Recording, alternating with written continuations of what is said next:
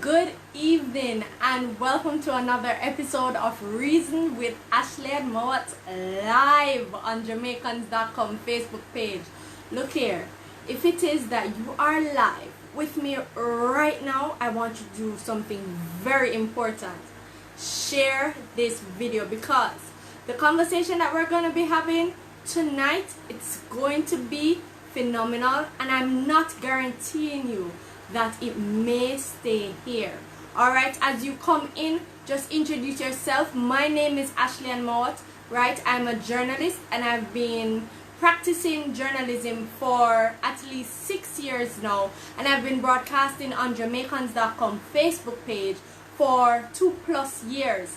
The Reason with Ashley and Mohd show, if this is the first time you're watching, serves to inform Jamaicans and non-Jamaicans across the world as to what is happening in the island. So see it as a news review program, but I'm not the only person doing the talking.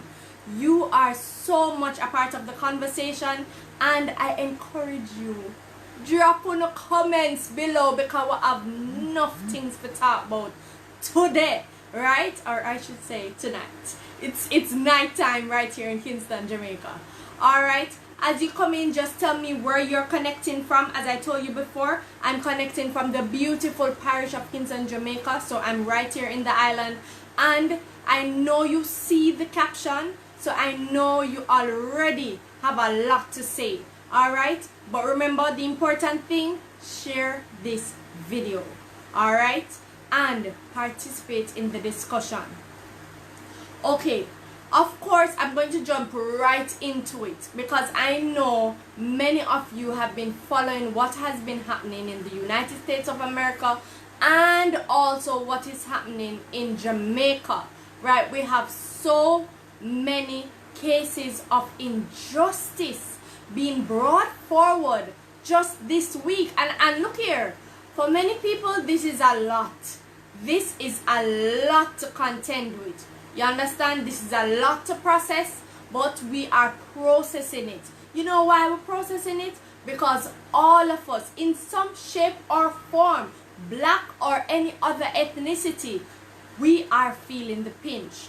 For this conversation, however, it will be, and I'll say it plainly, it will be biased towards black and the issues of black justice. My question in the caption is, which side of black justice are you on? And that's an important question that I hope you can begin to ask yourself.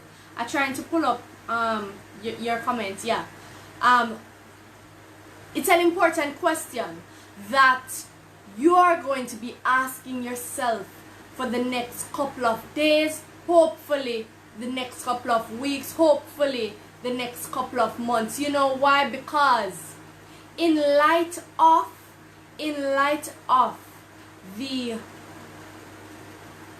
gruesome murder of George Floyd in the US, there are several Jamaicans, and the protest action that followed it, right?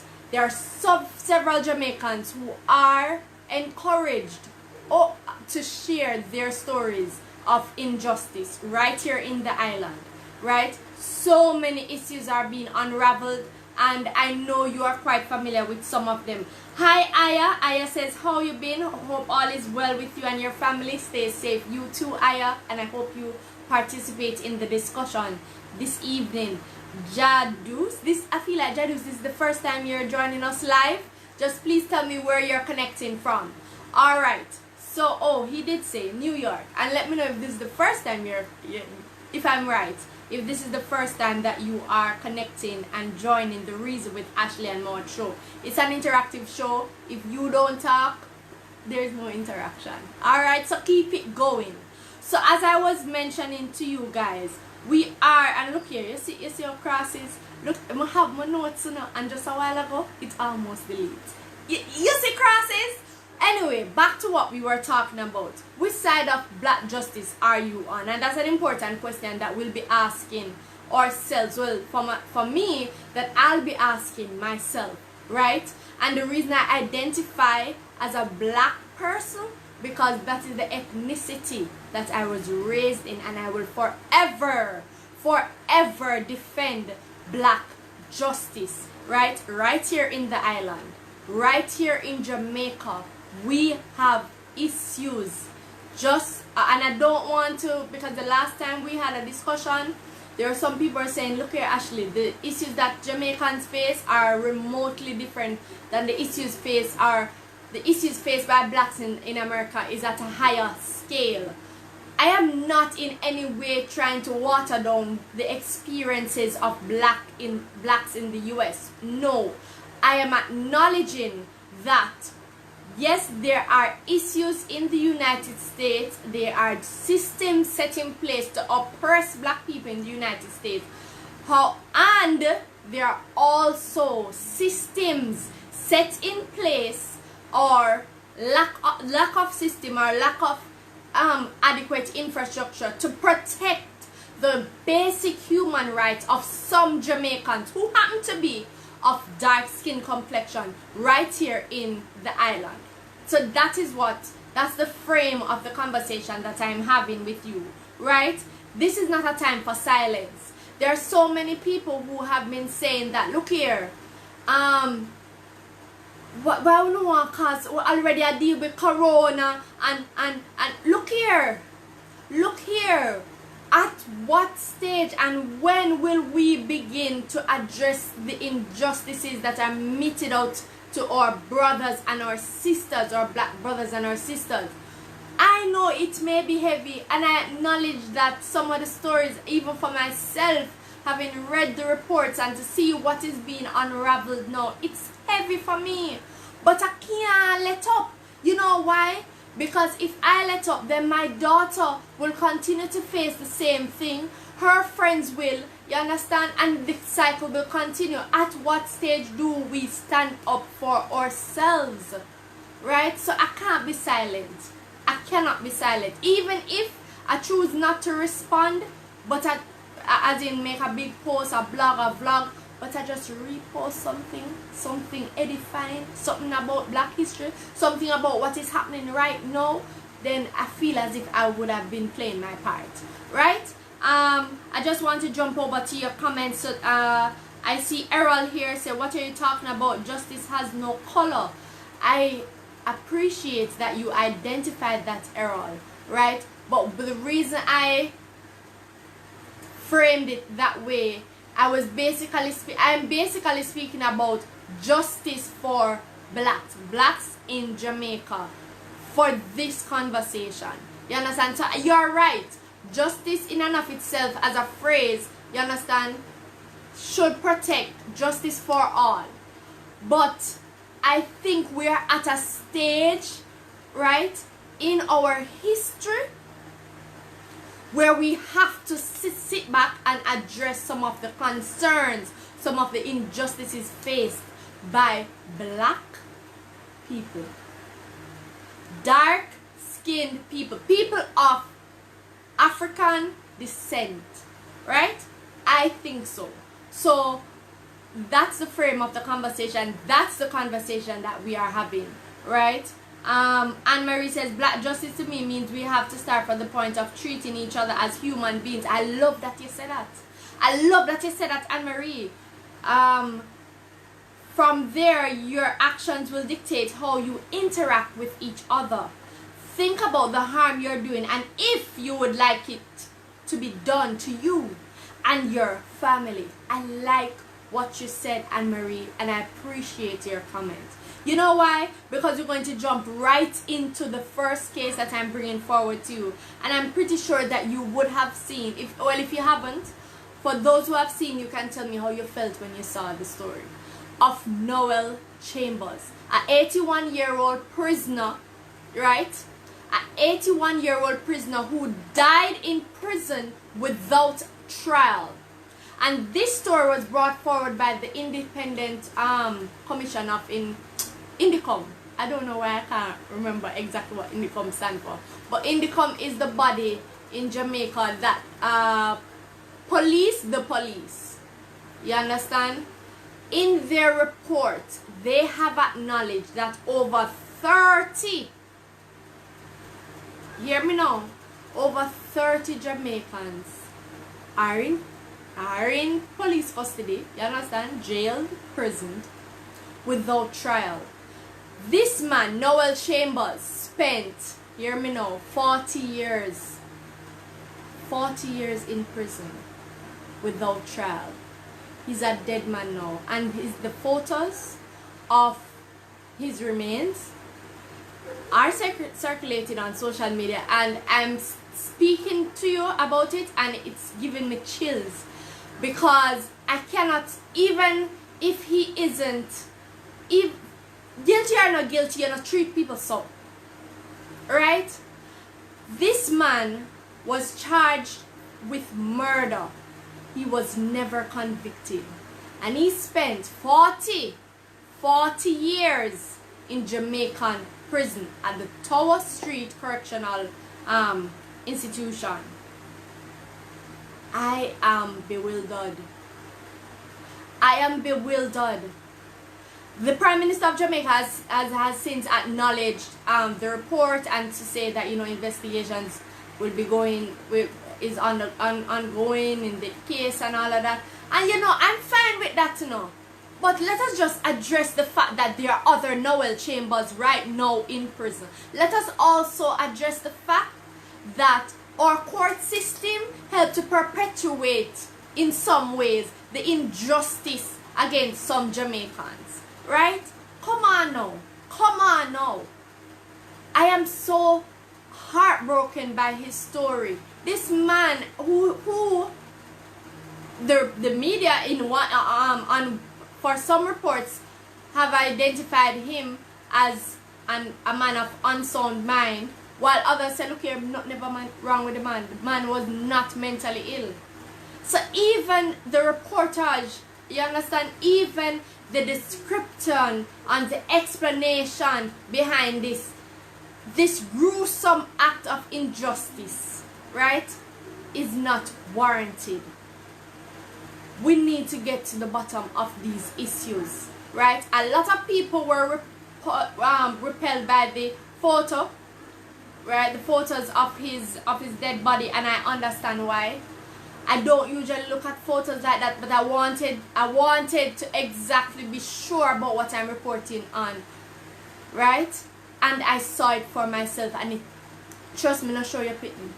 It's nothing to look at. It's nothing to look at and just look over. Just look at it and say, alright, awesome. No, we can't do it. Jadu said that's sad. Anne-Marie said that's horrible. Judith says, address some issues people of color encounter in this world. We need justice.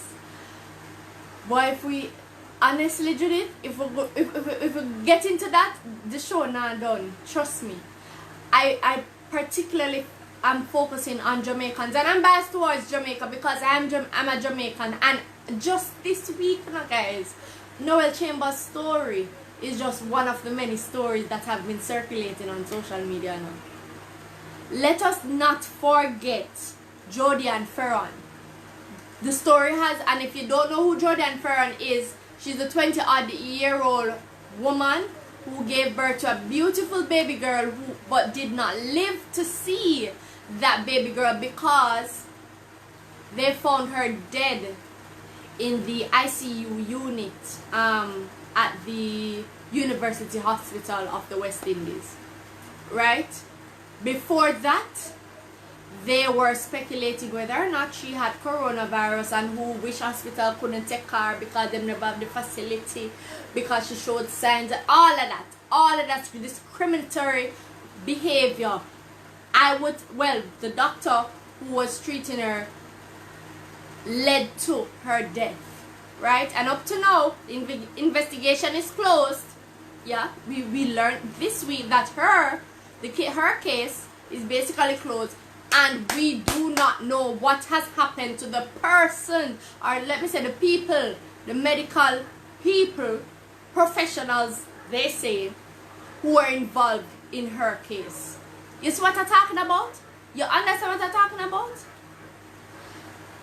I also and I'm trying to get through the stories because I want to show you that yes, there are several cases across the globe, but you see right here in Jamaica we have a lot of things to address, and we have to ask the question, which side of justice are you on? Earlier this week, there was this trend on Twitter. Several women participated in it, where they basically posted their age. So they would say, I was 13, I was 7 and 14, I was 5, 7, 12, 18. And even for myself, I wasn't aware of it before. It was after, through explanation, that I learned that it was a campaign to raise awareness about violence against women, in particular sexual violence. So these women, and let me tell you something, I tapped into one of those retweets and I couldn't get to the original one. That's how many cases. Well, let me not take it. That's the number, or the estimated number of persons, or women, Jamaican women, who were brave enough that evening, I think it was Tuesday evening, to share that they have been sexually assaulted. A Twitter page was created to identify some of these quote unquote molesters, perpetrators of sexual abuse. In less than 24 hours, that page was shut down. And I want to know, what are your thoughts on that? Because several people following the shutdown or the removal of that Twitter page had a lot to say. Some people were saying, you know, that's not the best way to treat with your with any alleged report of sexual abuse. There were some people who were like, why we can't find an appropriate avenue to address the concerns of the victims of sexual abuse. And there are also some people who said, well, let us create another one and let's see if they're going to take it down, report it again. And without a doubt, my thoughts went back to these survivors of sexual abuse.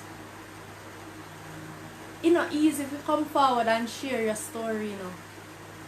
And I think we are seeing so many cases of women, are hearing so many cases of women being sexually assaulted by perpetrators in their homes, and the system that is to treat with this crime has not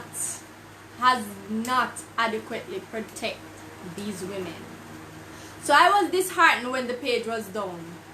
Let me explain to you, I completely understand the legal ramifications for a page like that. I completely understand how it can be a case, can contribute to cases of defamation of character, right? But I don't think more than 50 odd and 60 odd and even 100 Jamaican women are lying about the sexual assault. So if it is that you're just going to shut down the page and that's it, stop talking about it, because some quote-unquote celebrities were named on the page, then what message are you sending to a young girl who is so inspired by what is being shared, you understand, in whatever creative way they found it necessary, right? What message are you saying to her who is also facing sexual assault? Shut up. I've seen comments about the legal ramification for that page, and I want to hear your comments. And I am while I understand it, I am taken aback by the lawyers and the legal experts who continue to re-victimize these women. And why do I say that? The conversation was mostly had on Twitter, and if anybody know Jamaican Twitter. Yes, we understand. I'm pretty sure some of them, maybe not all the women, understand the legal ramification. But come here, man. Why you can't, since you are a legal expert and you tell them, be careful, be careful, you get sued. Why can't you come up with some advice, legal advice of course, legal solution for them to get help? It's a cry for help.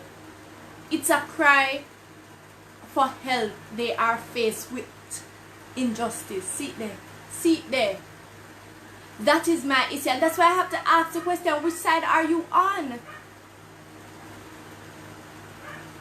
Okay, Anne Marie says, what is the Me Too movement like in Jamaica? Well, look here, if that was a Me Too movement, if that was a manifestation of the Me Too movement, Anne Marie, obviously, it can't work in a Jamaica.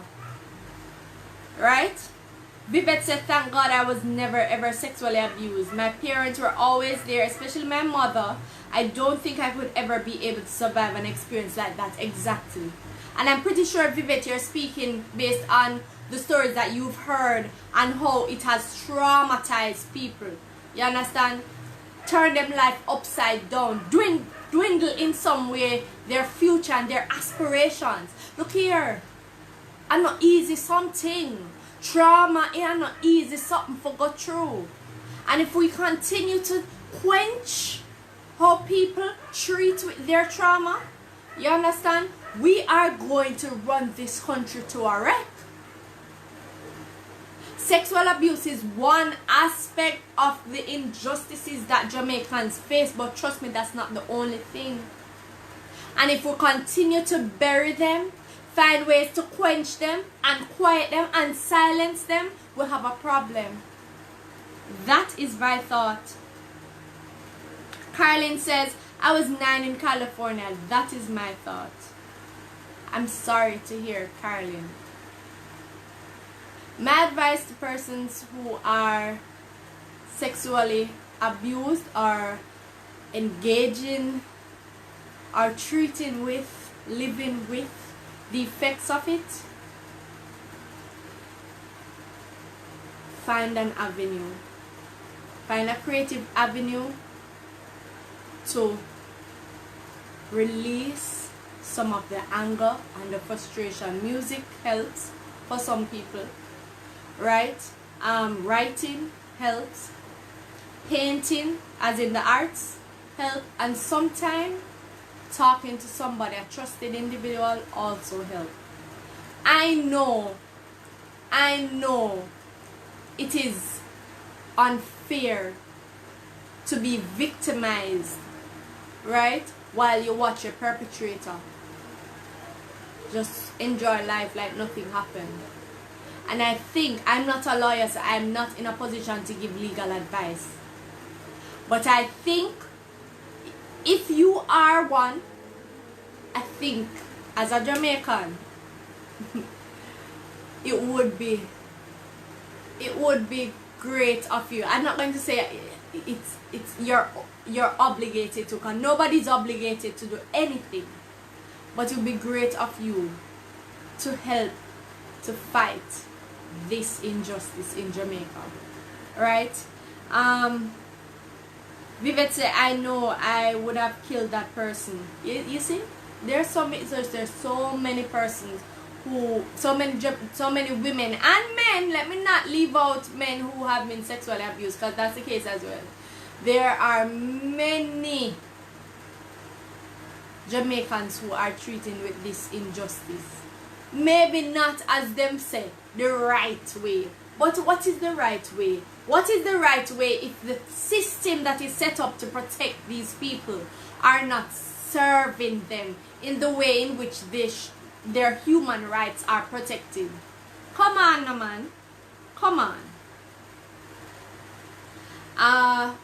let us also discuss the death of the disabled woman and mother Susan Bogle in Augusta. So I'm pretty sure you guys have seen the report of the woman who was in her home, minding her own business, right? And members of the Jamaica Defense Force barged in to her home, fired shots, and she died, right? No question asked. Of course, there are several entities who have acknowledged the unjust killing of this woman, right, by the members of the Jamaica Defense Force, and including the Prime Minister of Jamaica. And I am still waiting for justice for Susan Bogle, because and some people are saying it, yeah, the Prime Minister visited her son who made basically, because I saw his tweet, made everybody aware of what was happening, right, what happened to his mom, right? So he visited him, had a talk, say that they're doing investigation. But you see my problem with all of that, say, alright, investigation going into Noel Chambers' case, investigation going into yes, we know that is the right thing to do, but let's not drop the story. Give us an update. Tell us what happened next. Tell us what we should do if the JDF decides to burst open my front door right now while I'm doing my live on Jamaicans.com and don't ask any question but start to fire shots. Tell me now. Tell me, because this is something that Jamaicans are being faced with. Just a few days ago, a young man, Sean Ferguson, in Kingston 11, was killed by the police.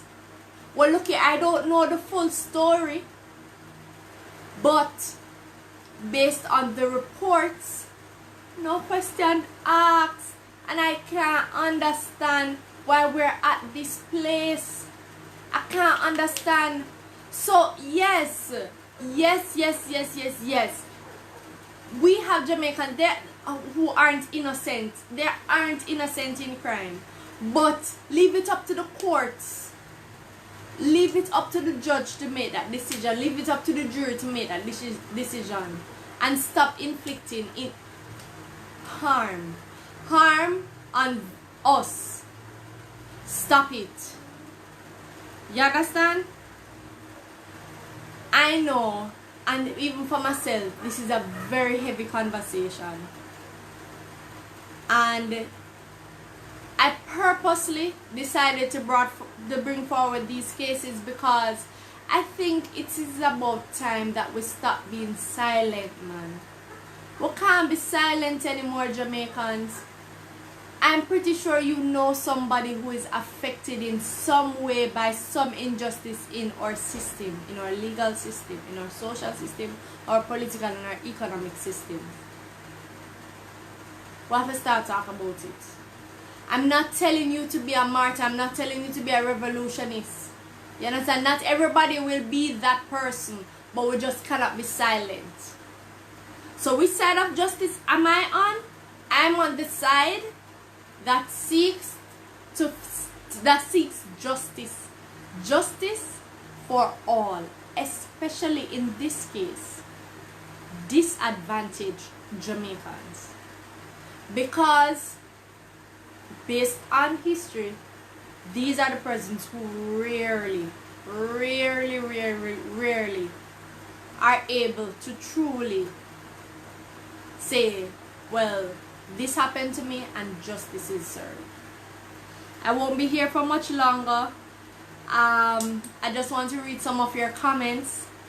Nika says, many women are afraid to talk out due to the backlash they will face. My father sexually abused my sister, then he tried with me when she left home. I'm sorry to hear that, Nika. And I applaud you for your bravery in sharing your story. She said he did this for 5 years. When he returned to Jamaica, my mother's family were aware that it had taken place. But guess what? Due to money and greed, nothing was done. Because I spoke out what he did to me, and my sis, my same family in Jamaica, turned against me and said I was a liar. My sister is